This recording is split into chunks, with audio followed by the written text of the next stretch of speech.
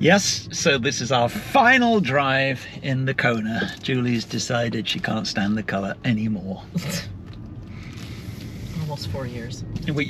After very nearly 4 years, it is time to change the car. So I am taking Julie to the Genesis dealership, where she's going to pick up her GV60. But before we do that, we have to give our verdict on this car. And I haven't asked Julie about this at all. I can't wait to hear this. So what's your verdict on your car? It was very good for the purpose that we needed it for. It was great city driving. We took it on a few trips to Sedona, which is about 2 hours from where we live, and that is the extent of the long distance driving we did with this car, other than when you picked it up. Well, you took it to Tucson. Oh, that's right, I did take it to Tucson. And what happened on the way back? I didn't charge it on the way back, and the last what, 7-8 miles, not only was it on 0 and I had 2 dashes, but I had this ominous message saying, you better plug it in and charge it right away or you're gonna get stuck in the middle of bleep bleep nowhere. Yeah. And it was all uphill, and I hadn't planned for that, unfortunately, so lesson learned. But that's the only time we've done that. Yeah. Well, the only time you've done that. And did you get the little tortoise logo on the icon on the screen? Oh. Telling you it was in limp mode? No. You had a limping tortoise. No, I don't remember seeing that. I remember the coffee mode. That's because she doesn't pay attention. The car kept telling her to pay attention. No, wasn't it to slow down? No, it was to pay attention. Anyway. It was after you're driving it for a while. Oh no, it's because you were wandering around. That was what it was. It was the lane keep assist watches how you drive. So when you were wandering around all over the road. But I never turn that thing on because it's annoying as hell. Well, no, but it's still doing its stuff, and it was detecting that you were. Well, I haven't seen that in a long time. Wandering all over the place. Well, other than that, it was fine. And well, you should have asked the 2 other most important people about their impressions of the back seat, since they've spent a lot of time in the back seat in the last year. As the doggos. Yes, Natasha and Barkley.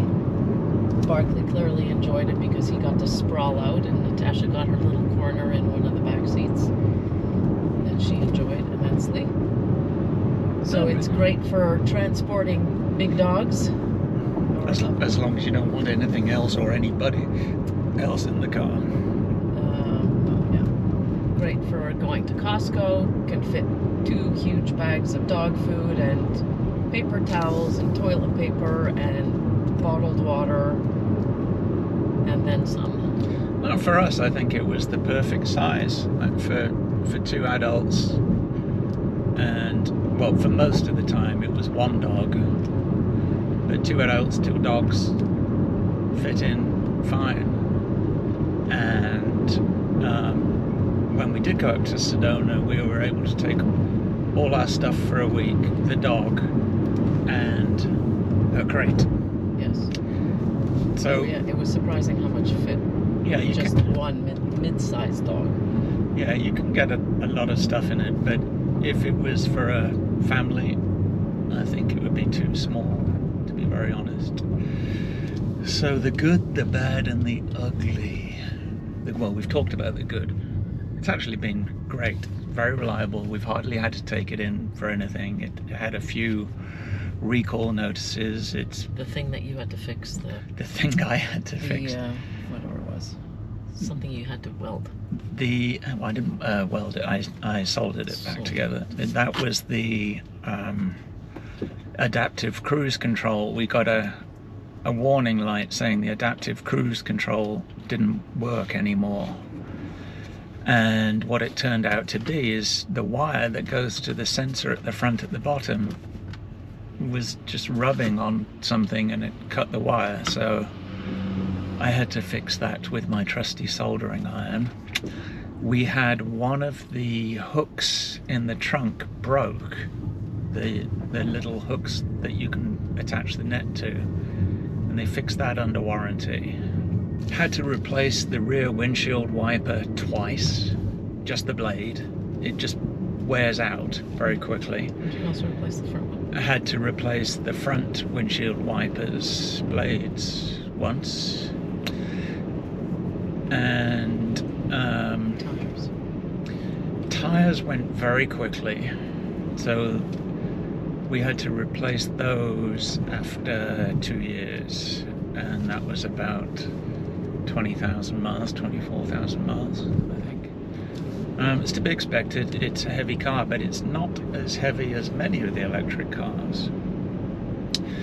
And it went back for various, not recalls, but things that Hyundai wanted to do to fix the battery issues that it has. Ours hasn't had any battery issues at all, but they had a couple of software updates, one of which cut the range very significantly. When we got the car new, we were getting over 300 miles of range. Changing the tires cut the range a little bit, but then one time when we went to the dealership and they fiddled around with stuff, it came back with like 220 miles of range on a full charge. A subsequent software update has addressed that.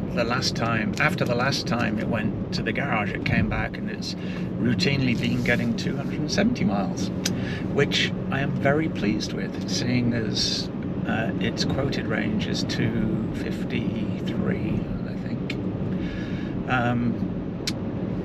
The one really bad thing that happened with it was there's a 12-volt battery that powers the computer.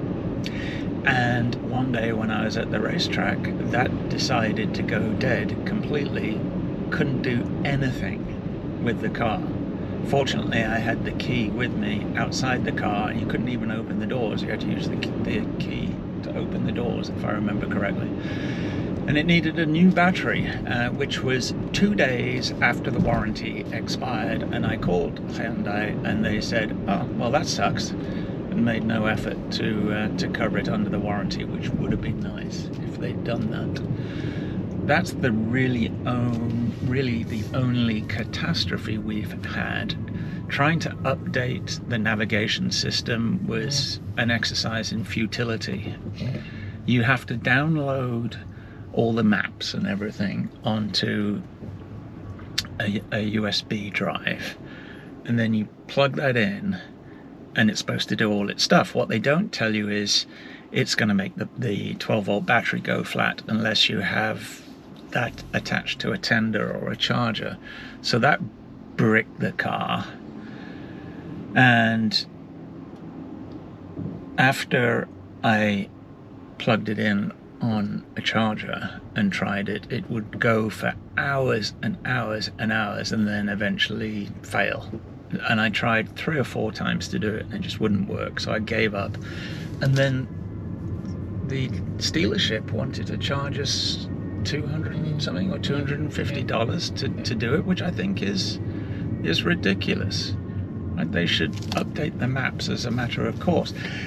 And wanting to charge us money is another thing. This wonderful Blue Link system, which is the worst ever. It never really worked properly. It was good for sending directions or whatever to the car, but if you tried to cool the car remotely, most of the time it wouldn't work. It would fail. You couldn't do much. I did actually forget to lock the car once at the airport, and I was able to lock it remotely. Oh, that's about the only good thing. But you got 3 years of coverage with the purchase of the car. Then after that, they wanted to charge something like $250 or $280 a year for the privilege of having a clunky app that really doesn't work very well. So we didn't bother, and we haven't really missed it, have we?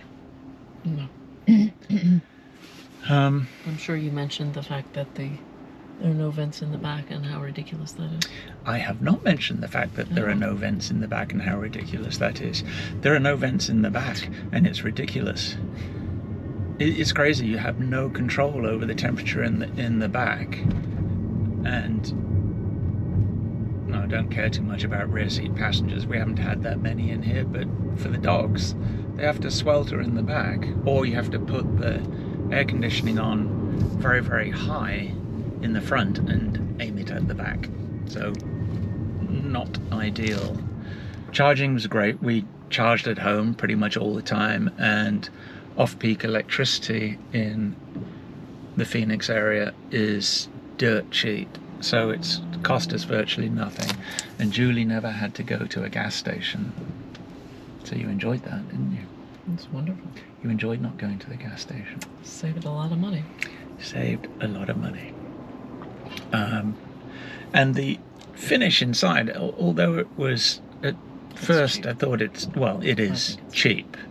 I mean, it's whatever we paid for this car, $50,000. It's basically a $25,000 car. Lots of hard plastics and this silvered plastic on all the buttons. I didn't think it would wear very well, but it has, and the car actually looks brand new. The really ugly thing is how much this car is depreciated. And I knew this going into it, that it was it's new technology is changing, but holy cow, we've taken a bath on this car, which is why we're leasing the Genesis. And we really didn't have any choice when we bought this one, because I bought it in California, and it would have meant driving it back to California if we'd had a lease on it. And I did want to sell it on Cars and Bids, but they very politely declined and said it wasn't their type of car. And I didn't want to go through all the hassle of trying to sell it privately. So finally sold it to Carvana. They were the highest bid on it, but it's most upsetting. So that's where I'm taking the car now. Taking it to Carvana.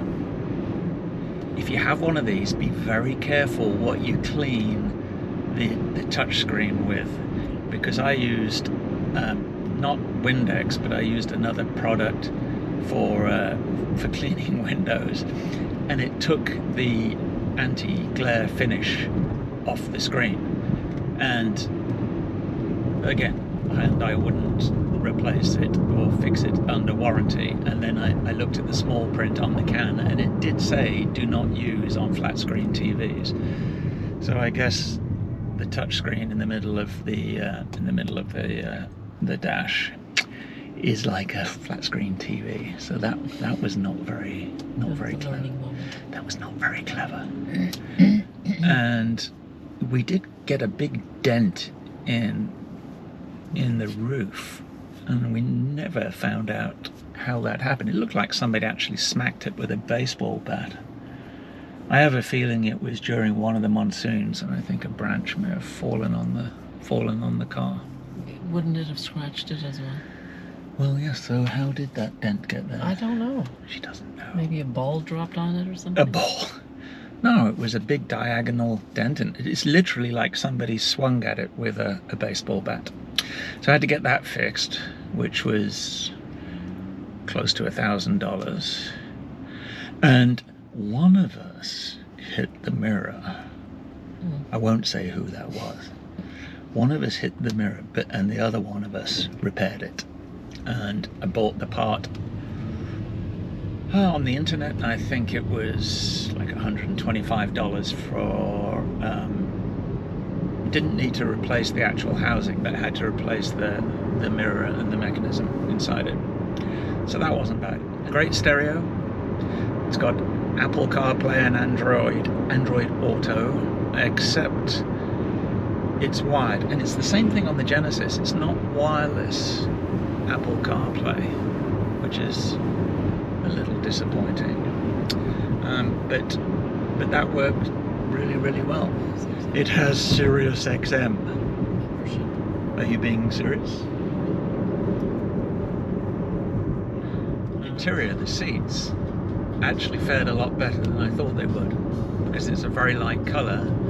I thought it was really going to show the dirt. I mean, it did show dirt from the dogs, but it was actually pretty easy to clean, and has held up really well, wouldn't you say? Yep.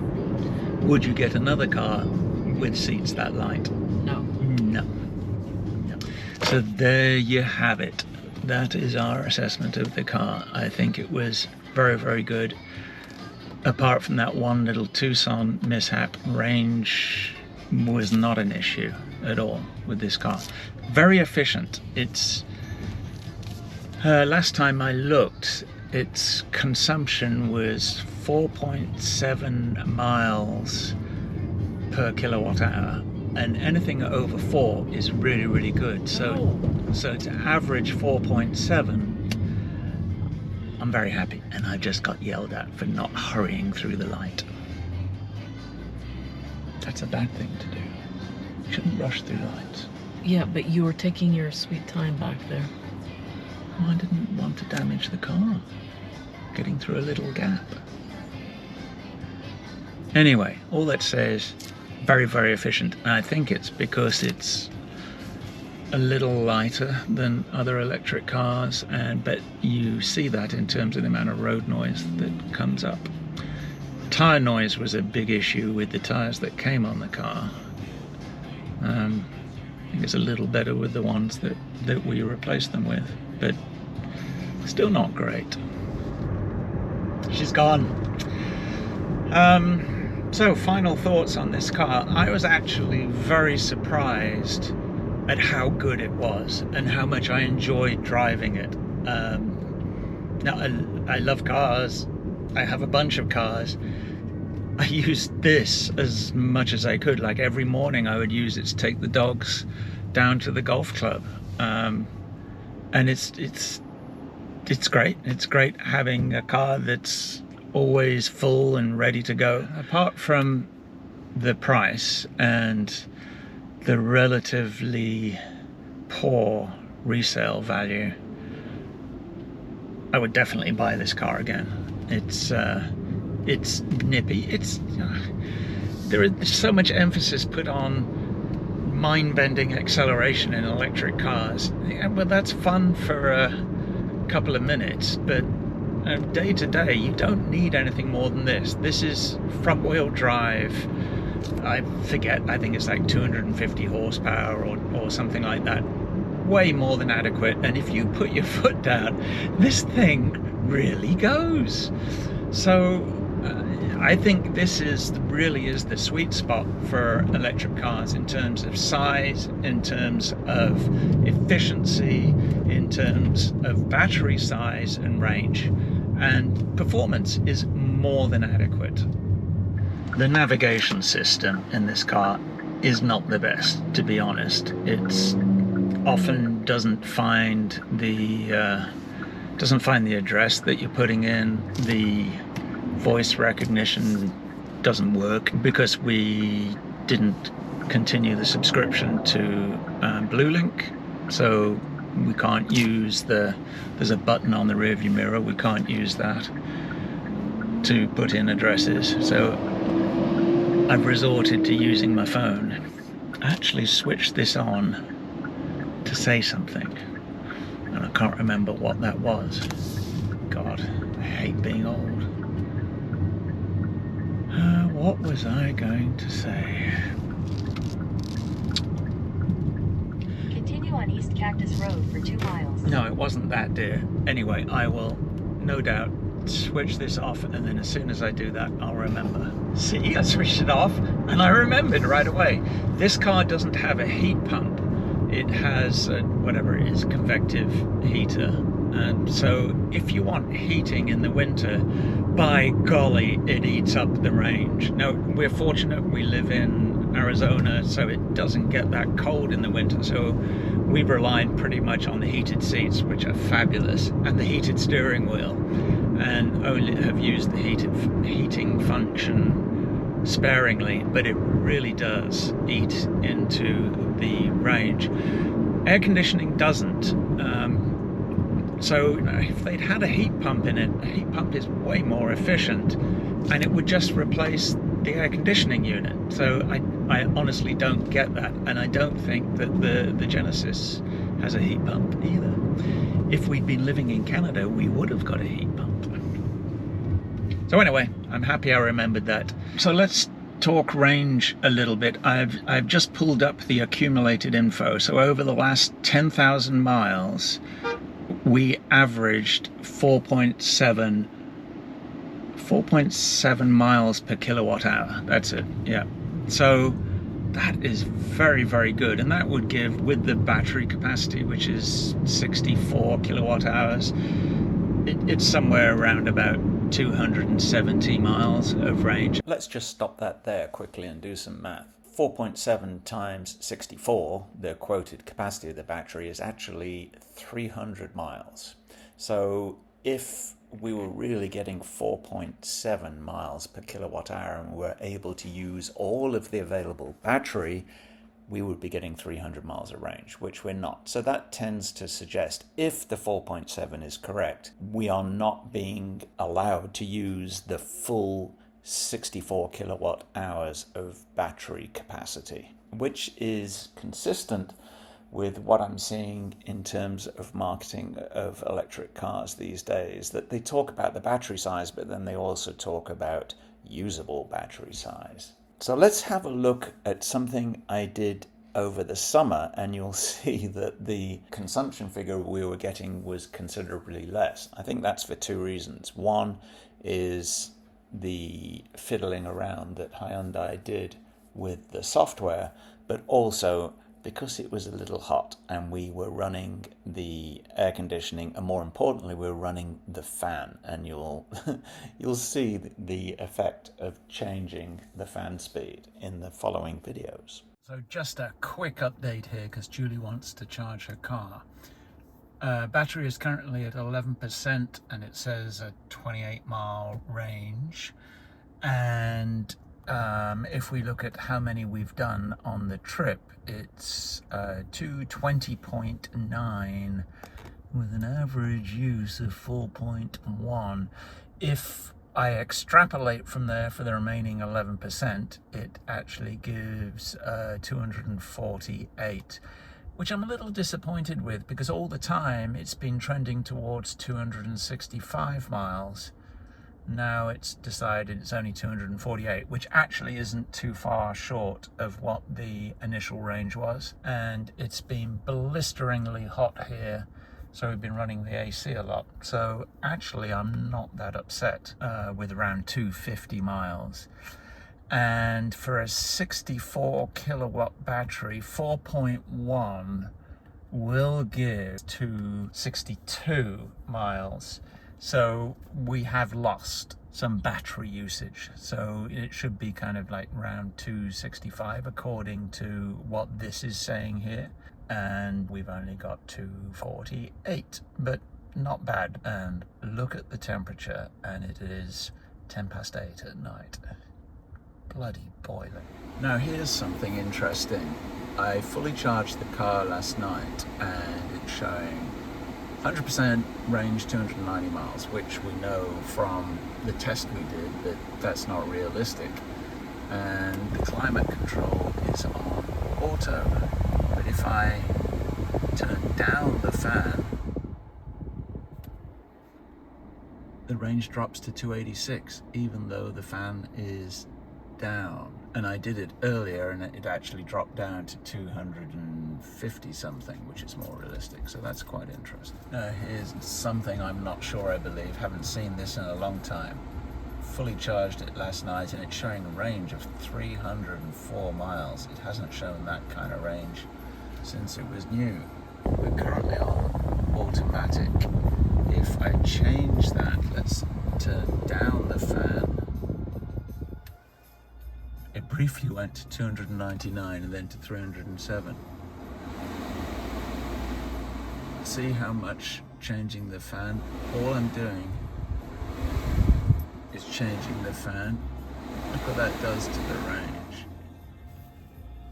But apparently, if you put it on auto, it thinks it's going to switch the fan off in some point in the future or something like that. Anyway, there we have it, 100% charge, 306 miles of range. Don't believe it, it's probably going to do 250. And now back to our regular programming. But we've been very careful keeping the charge between 20 and 80%, and only occasionally charging to 100%. And we've only used a fast charger, I think, 3 times. In a quarter mile, But turn the right onto the Arizona battery 101 has stood up very, very well. There were horror stories about batteries catching fire. We haven't had any problem with that. Hyundai has told us that that our battery wasn't one of the problematic ones, and Turn right they onto the checked it Arizona 101 a number of south. times. So this car was the ultimate model, which meant it had absolutely everything, tons of features, most of which we didn't use. There's a heads-up display. Julie didn't like to use that. I didn't use this car for a lot of long trips, but when I did use the adaptive cruise control with stop and go, and that was very, very good indeed. Yeah, so the lane keep assist, it's not the best. You get just like a little logo that turns green when it's active, and then if it loses sight of the lines, that logo turns white, and there's just one little beep. So it could be quite possible that you're relying on the system to keep you going around a corner or around a bend on the highway, let's say, and the system decides to switch off, and it doesn't really alert you very much. And it's also very sensitive to you not having your hands on the wheel. But no, it works. It's decent. It tended to hug the side of the lane more than I would like, so I felt like I was constantly fighting it, and it would also tend to zigzag in between the 2 extremities of the lane on a wide road. But it worked after a fashion, but it's not something I wouldn't rely on it to drive me around. And you know, it just can be a little annoying if you forget to use your turn signal. It'll beep at you and it'll yank the wheel just a little bit, but otherwise not too bad. One thing that was excellent on this is the regenerative braking, and with the paddles you can adjust the level of regeneration, and it's hardly used the brake pads at all, and it's very seamless. It takes a little bit getting used to the car stopping by itself, and we've kept it on the strongest regeneration pretty much all the time, and so as soon as you let off the accelerator pedal, it slows down quite abruptly. So like the first few weeks we had it, I'd end up stopping short of stop signs and traffic lights, but you get used to that pretty quickly. And no, it's a system that works very, very well. I'm very impressed by that. Very impressed by the fact that you don't need to change brake pads, it seems, ever. Very good. Well, that took all of 5 minutes. And here's my Uber driver. And that's where my car's gone.